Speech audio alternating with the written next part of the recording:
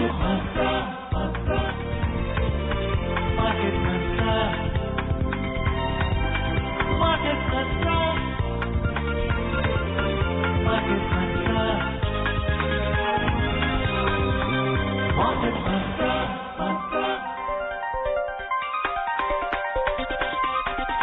Market Mantra. Welcome to this Wednesday edition of Market Mantra, the program in which we give you a complete update on the economic and business stories of the day. My name is V. Ravi Kumar and with me is my co-anchor in Hindi, Vishal Sharma. नमस्कार, market मंत्र में आप सभी का स्वागत। आधे घंटे के इस कार्यक्रम में हम आर्थिक, व्यापारिक और शेयर बाजार से जुड़े ताजा समाचार आप तक लाएंगे और उन पर चर्चा भी करेंगे। चर्चा के लिए आज कार्यक्रम में ऑनलाइन आमंत्रित हैं आर्थिक विशेषज्ञ जयंता दास। जयंता दास, कार्यक्रम में आपका स्वागत। और सबसे पहले जी जयंता दास, कार्यक्रम में आपका स्वागत। नमस्कार। शुक्रिया, नमस्कार। और सबसे पहले हेडलाइंस के साथ V Ravi Kumar. Key domestic indices close almost flat amid mixed global cues. Rupee today weakened 14 paise against the US dollar and gold rises more than 400 rupees per 10 grams in sync with gains in international markets.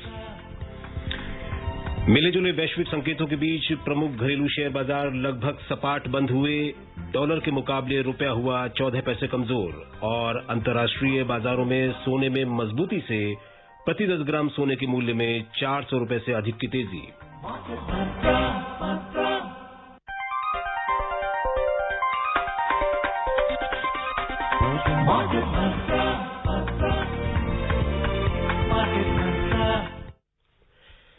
शुरुआत Sensex से।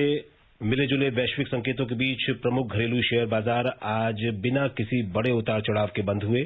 Bombay share बाजार का संविधि सूचकांक 37 अंक की मामूली गिरावट से 44,618 पर बंद हुआ। नेशनल स्टॉक एक्सचेंज के निफ्टी में 5 अंक की हल्की बढ़त रही और ये 13,114 दर्ज हुआ।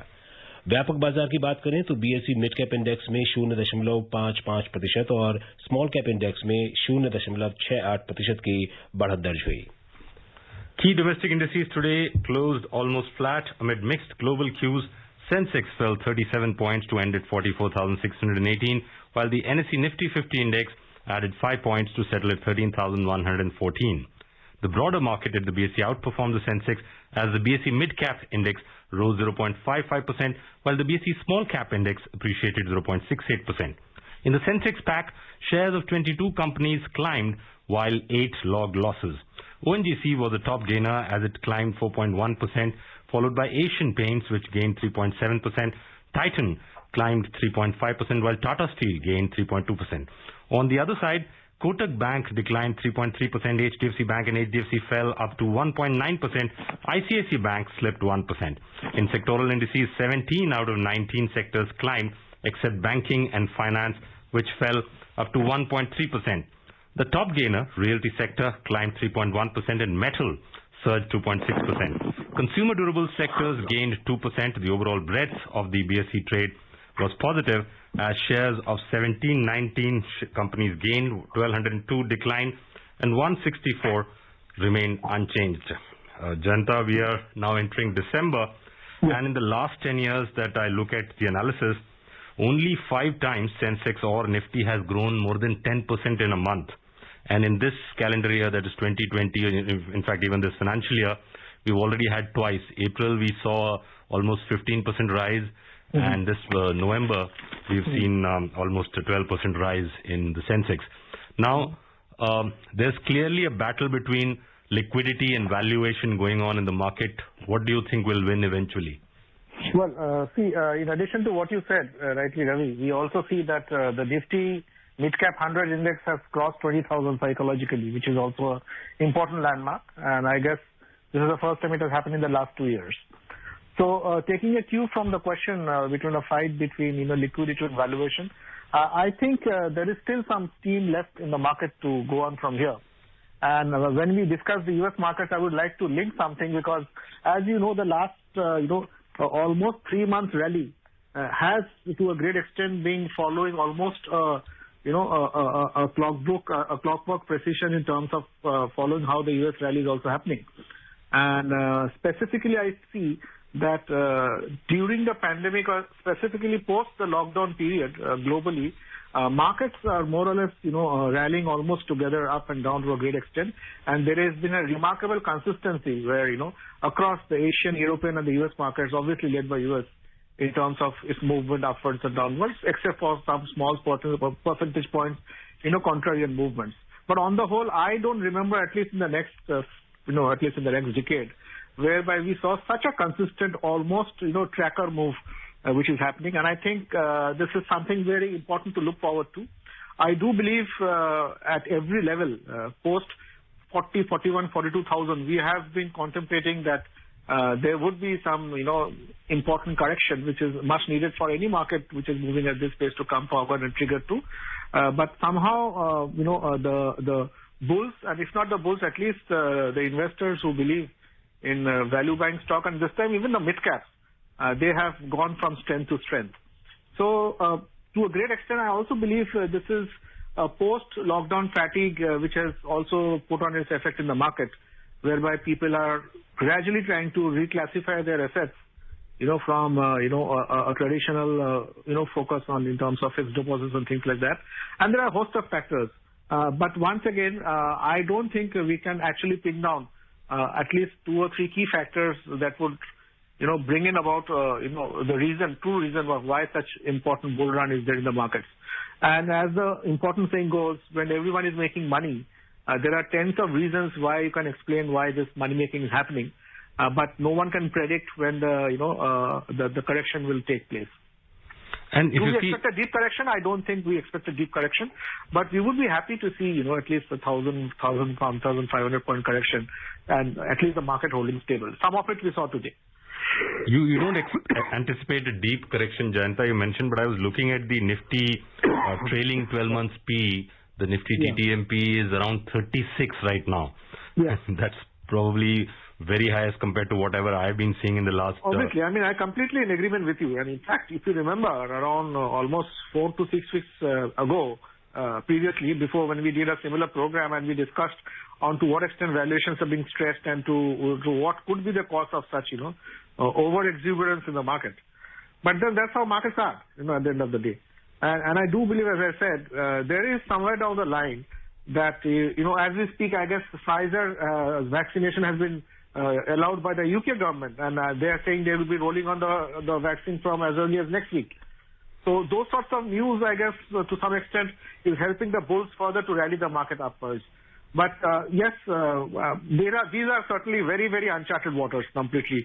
And to a great extent, as I said, I can always sit and technically explain and, bring in a strong case of why markets are behaving. But at the end of the day, we all know behind our backs, these are really, really uncharted territories. And let's see how, the markets actually react to any sort of correction. But as I said, a deep correction, certainly I don't see in the offing, at least till 3rd week of January, whereby the new US president will take over and we will get a new stock of how the US economy is. So that will be giving a new insight. So I guess till 3rd week of January, the markets, if not deep correction, will hold on to these levels, 2,000 points up and down. So there seems to be certain polarized level between experts in the market right now. Some are saying it's quite high November after November, so sell and move off. And some are saying December will be better than November. So which side do you weigh in on? Well, it all depends on what stocks you're holding actually. If no one would knew, say way back in August or even in July, tell me, was there a single market stock analyst who would have bet his money on the banking sector? Look at the fabulous run the banks had. Absolutely. Ask a very fair question to yourself. Ask a fair question to ourselves, for example. 19% up in November. Yeah, absolutely. exactly. Look at the run. Specifically on a pandemic season where companies are defaulting, companies are closing down, businesses in the first quarter minus 20% down overall the GDP. So these sort of a scenario anyone distantly would have ever thought. And we were overcoming the Yes Bank situation in March, which happened just before the lockdown. So no one thought of those things, and these things happened. No one thought auto would come back with such a bang. There is a strong interest now in auto. And I was checking, in fact, Ravi, year-on-year sales of the auto sector, which was published, I think, last week. And in the forecast, rather, the estimates, specifically for December year-on-year, almost 60% of the companies, which includes Maruti and Eicher and M&M, they all are expecting 6 to 8% increase in their year-on-year performance. So this is fabulous if these numbers actually happen. And let's also understand the second quarter figures, despite the dip of -7%, most analysts believe it's an extremely good recovery. No one expected a -7%. They expected it to be around -11, -12%, So those sorts of things, maybe to a great extent, is bringing in hope amongst the overall doom and gloom situation, which what the pandemic is causing. But in terms of economic indicators, I think we are still to see what exactly is happening in terms of statistically available data, which I don't think we have a very bright future to look forward to. In fact, one of the good things about the November rally is that the 19 sectors that we normally track, almost every sector participated in this rally. In fact, it was led by, you just mentioned, banks and even NBFCs. Exactly. They led it, and it was much more broad-based this time. Small caps, mid caps, all grew. So if I have to now look forward for the next 3 months, which one would you probably have a greater weightage on in case you were making fresh investments? Would it be large caps, small caps, or mid caps? See, I think this is an extremely good time, and I think this is an important,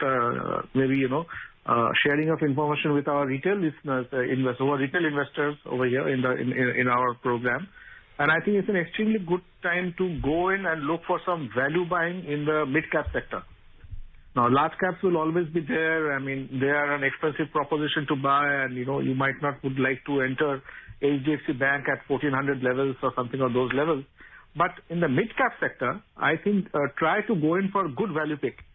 And even if they are at a bit of higher rate than what you would expect in, because, see, they have crossed a 20,000 trigger, there will be some correction there and all. So wait for those dips.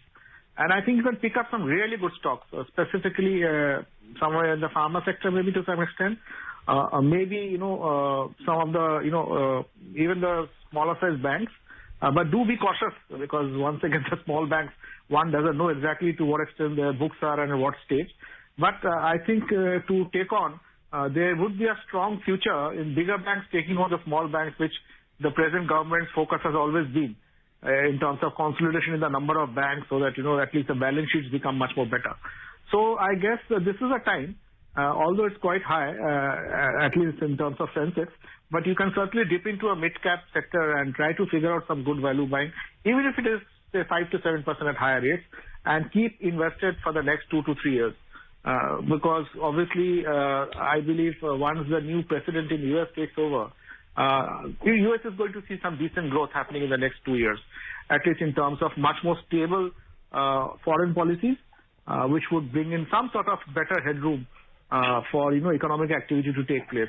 And let me also tell you, the post-COVID scenario, I mean, if you have a scenario of 3 months where the vaccine has been started, playing its effect and people are getting good results out of it, which we don't know whether they will at all or not. But if those sorts of news filter in, I guess the economic activity will come back with a bang. So there is decent hope for the next 2 years. But once again, it depends on how successful our 4 or 5 vaccine manufacturers would be on the ground. So that's a huge positive. Market Mantra will continue after this important message. 3 steps to stay protected and stay safe from COVID-19. Wear face mask, 2 gaz ki duri to maintain social distancing, maintain hand and face hygiene.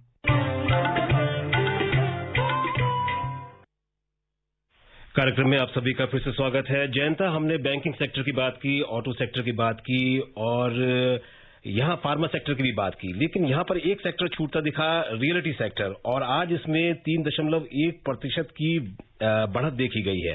तो क्या अब जो reality sector में बढ़त देखी जा रही है, क्या ये आने वाले वक्त में और आगे जाएगी? क्या ये कोविड-19 का जो दौर था उससे अब उबर चुका है रियलिटी सेक्टर और उसमें मोमेंटम वापस आ रहा है फिर से? देखिए, मेरा मानना ये है कि रियलिटी सेक्टर में there are some still good stocks to pick up, because obviously अगर आप देखें, despite the last 1.5 years of huge inventories, prices not picking up, and major builders facing the huge crunch, including, if you remember, the famous saying which Mr. Piyush Goyal told to the builders in one of those video conferences, which was publicized to a great extent, asking them to take a call in terms of letting go of the inventory at market prices rather than waiting for a price rise and things like that. and shore up their balance sheet and make their at least the account sizes much more stabler and much more realistic. So I think taking a cue from there, the lockdown actually when the lockdown came in, the real estate sector was assumed to take a huge crash. Now compared to other sectors, that didn't happen because I believe the prices were already softened to some extent, and despite demand not being happening, the inventory is still staying there. I think this is a time where if the stock markets are increasing, parallelly, obviously, people are making money, obviously. I mean, if the stock market is at 44,000 levels from 26,000, in the last 6-7 months, people have made money. So I do believe that some of this money would obviously come back to the real estate sector in terms of a better demand and things like that. And that's where I pin my hopes on. But once again, there are a lot of bad balance sheets floating around in the real estate sector. So if our listeners are very cautious in choosing and picking, I think they can surely make a good deal. I have quite a good hope of at least, if not fantastic returns like banks and all, decent to average returns from the real estate sector in the next 18 months. Let's now look at the rupee. The rupee today weakened 14 paise to close at 73 rupees and 81 paise against the US dollar. The domestic unit depreciated mainly due to strength in the American currency. The dollar index, which indicates the US dollar strength against a basket of 6 other leading currencies, climbed 0.13% to 91.41 in intraday deals. और अब बात कर लेते हैं एशियाई बाजारों की। तो अमेरिका में आर्थिक प्रोत्साहन पैकेज और कोरोना वायरस वैक्सीन जल्द आने की उम्मीदों तथा मुनाफा वसूली के बीच एशियाई शेयर बाजारों में आज सीमित दायरे में मिला जुला कारोबार देखने को मिला। दक्षिण कोरिया के कोस्पी में 1.6% का उछाल आया, जबकि चीन का शंघाई कंपोजिट इंडेक्स, जापान का निकेई, हांगकांग का हैंगसेंग और सिंगापुर का स्ट्रेट्स टाइम्स इंडेक्स लगभग सपाट बंद हुए। यूरोपीय शेयर बाजारों में भी मिला जुला रुख रहा। अंतर्दिवसीय कारोबार के दौरान जर्मनी के डैक्स और फ्रांस के कैक दोनों में 0.2% के आसपास की गिरावट रही, जबकि लंदन के FTSE 100 में 0.2% की बढ़त दर्ज हुई। If you look at the Brexit, in November we saw a big event. November 3rd, you had the US elections, though Donald Trump has not officially conceded the election yet, but we all know what will happen on 20th January. But the other major event that's coming up in December is Brexit on 31st December. And I was looking at some analysis about it between the European Union and Britain. There are a lot of things which are in the fine print, because what European Union seems to be looking at is that unless everything is agreed upon, nothing is agreed upon. So even little things like pets not having to be quarantined when they move from Britain to a European country, those things have not been agreed upon yet, which is allowed for even Serbia, but not allowed for Britain. So these little irritants, do you think they will quickly resolve before 31st December actually comes, or do you see some problem which could translate into turmoil in the financial markets before 31st December? See, frankly, this is all about negotiations, right, Ravi? I mean, we just don't know what will happen. And I guess both the parties would like the negotiations to continue to the best of their own objectives to be met. So I think we don't foresee any auto ironing out of all these things. There would be irritants which will remain, and let's see how the markets respond to those irritants, because finally somewhere it's an invisible hand which works and brings out a settlement, right, in the 11th hour. So I think we should cautiously watch. But overall, in terms of stock markets, I don't think, unless some major, event or something happens, I don't think the stock markets would actually react. They would like to discount and move on. And as I said, December is a fantastic month for the stock market. And history has always said so. And US would obviously take a lead because somewhere down the line, enough of Trump supporters, advisors, and all have given enough of soundbites to say, okay, yes, unofficially they have conceded everything. And I guess somewhere down this month, there would be an announcement also, accepting the new regime and accepting the election results. So those would be important triggers. And let's also understand that Mr. Biden, meantime, is, hiring people for his own team and things like that. So those would also throw in a cue in terms of where we are heading for post-Jan 20th. So I think that will also be closely watched by the market. You mentioned Biden. Let's look at the U.S. market. The S&P 500 and the NASDAQ hit record highs yesterday amid hopes that a COVID-19 vaccine will be available soon. Better than expected factory data from China also boosted hopes of a speedy economic recovery. The Dow Jones Industrial Average gained 0.6%. The S&P 500 climbed 1.1%, and the Nasdaq Composite Index surged 1.3%. The Dow hitting all-time highs. So does the S&P 500 and Nasdaq.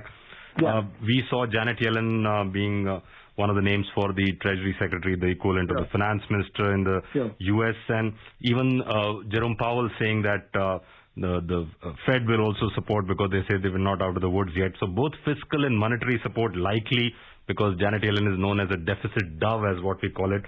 So will that be red meat to the stock markets in the U.S.? Well, let me put in an important factor here, and this is what history says. And the age-old, saying if one forgets history, he should be condemned, things like that. Now, since 1945, Ravi, whenever S&P 500 has performed throughout the year, and specifically, not just an important data, hear it closely, and specifically in November, whenever the S&P has, jumped up between 10% to 15%, there has not been a single year where December has seen a further rise. And this is, I'm telling you, data from 1945. So we are speaking of almost 35 years, right? 65 years. Sorry, 35 years. Sorry.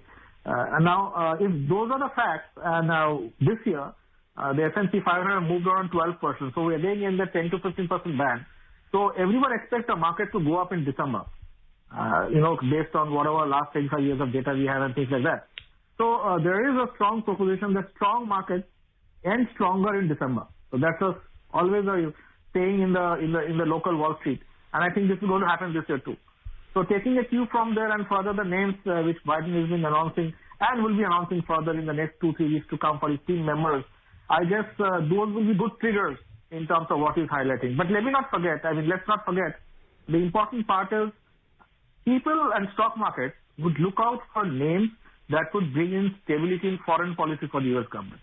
Specifically how you're dealing with China, specifically how you're dealing with Europe and things like that, specifically your Russia things, So those will be much more important triggers apart from, of course, the COVID. Now, as you would be knowing, and you have been, sharing the news with us over the last 3 months, any positive news, they say it's immediately backed by, some COVID vaccine positive news and things like that. So that trigger will remain. And I think that has now become almost like an auto trigger. So whenever the markets are rising up, you will link it directly to some COVID vaccine.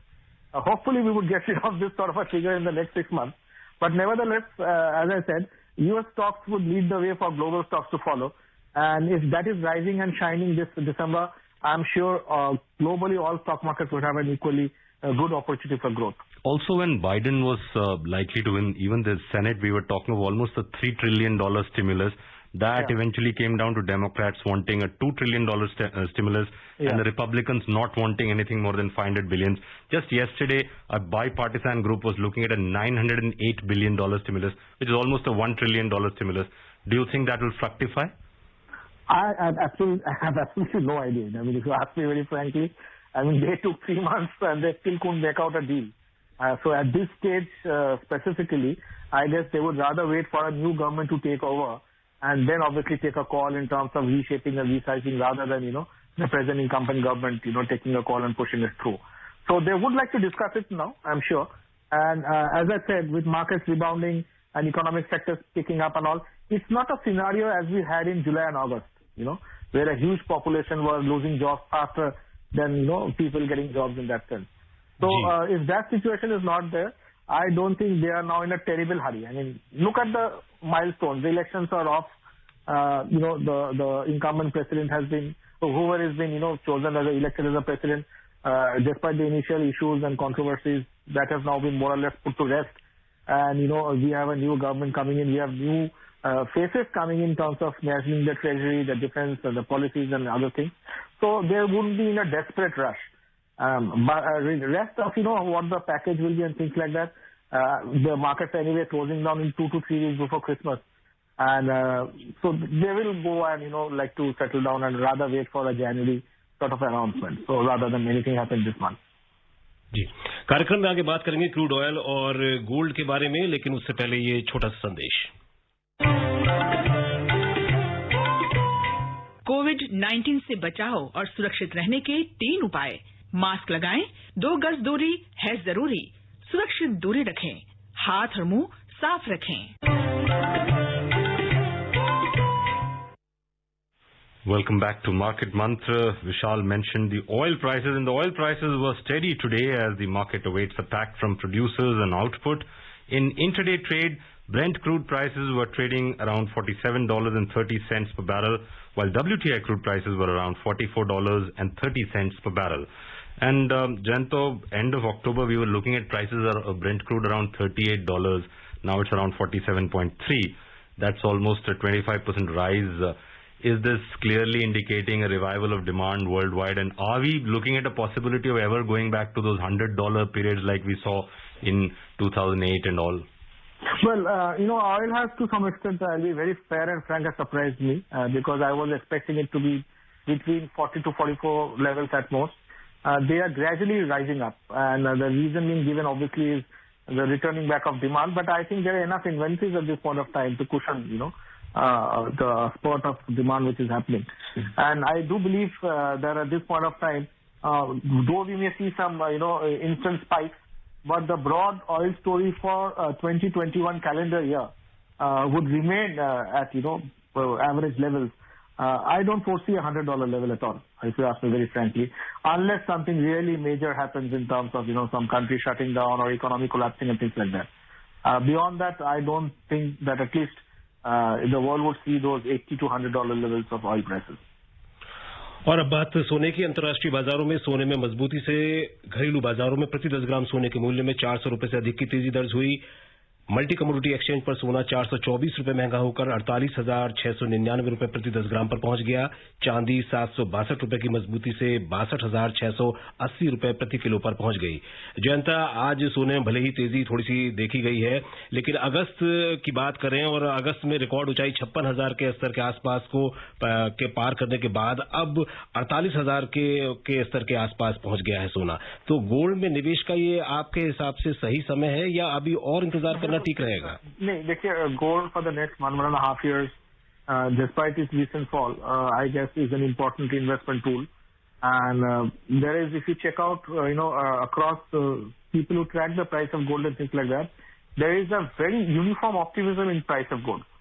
So there will be this localized, shortfalls, localized price crashes, that spot which happened, we might not see it immediately. But with a viewpoint of 1 to 2 years, there is a very uniform view in terms of gold prices firming up further. So yes, if at 48,000 levels, it's a nice price to enter. It can dip in a bit more, but as I said, you have a 2-year viewpoint, you really make money from these levels. And a lot of our callers during the our call-in programs would typically ask us about when will gold prices come down. They have come down, but gold was stuck at that $1,300 per ounce level for almost 5-6 years. Now seems to have moved to the $1,800 level. Do you expect it to keep on moving further as you're mentioning, or will it kind of plateau out here? नहीं, बिल्कुल। तो इसका जवाब मैं थोड़ा हिंदी में देता हूँ। पिछले बार अंग्रेजी में जवाब दे दिया था, हिंदी में सवाल किया गया था। तो एनीवे, तो कोशिश ये रहेगा कि देखिए, इस वक्त आपने जैसे कहा कि हाँ, प्राइस में थोड़ा सा नरमी बेशक इस वक्त आया हुआ है, और मैं मानता हूं कि अगर 2 साल का अवधि देके निवेश किया जाए सोने पे, तो इसमें आपको कम से कम 12% के करीब से 14% के करीब रिटर्न मिल सकते हैं। एक तो ये है। दूसरा सवाल ये रहा कि आप हमेशा एक इन्वेस्टमेंट पोर्टफोलियो बनाते हैं जिसमें आपका सोने रहता है, स्टॉक मार्केट रहता है, फिक्स डिपॉजिट रहता है, और इस वक्त फिक्स डिपॉजिट का ब्याज दर काफी कम है, 4.5-5% के करीब है, या कोई कोई जगह में 5.5% तक है। तो इस स्थिति में अगर आप चाहे तो बेशक कुछ आप पोर्टफोलियो फिक्स डिपॉजिट से निकाल के गोल्ड में आप बेशक डाल सकते हैं, क्योंकि मैं नहीं मानता हूं कि ये 30-35 हजार लेवल में जाकर पहुंचेंगे। एक जरूर फ्लैटन आउट कहीं ना कहीं होगा, और वहां से फिर से हम देख सकते हैं गोल्ड का दौर ऊंचाई की तरफ। जी जयंता, कार्यक्रम में शामिल होने और हमारे श्रोताओं को बहुमूल्य जानकारी देने के लिए आपका बहुत बहुत धन्यवाद। शुक्रिया। Thank you, Janto. Before we close, a reminder of the headlines. Key domestic indices close almost flat amid mixed global cues. Rupee today weakened 14 paise against the US dollar, and gold rises more than 400 rupees per 10 grams in sync with gains in international markets. That's all that we have in this edition of Market Mantra. Namaskar. Namaskar. Market Mantra.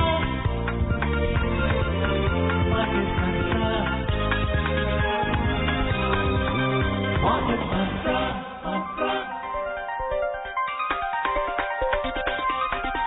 Market Mantra.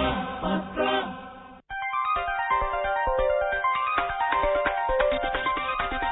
Market Mantra.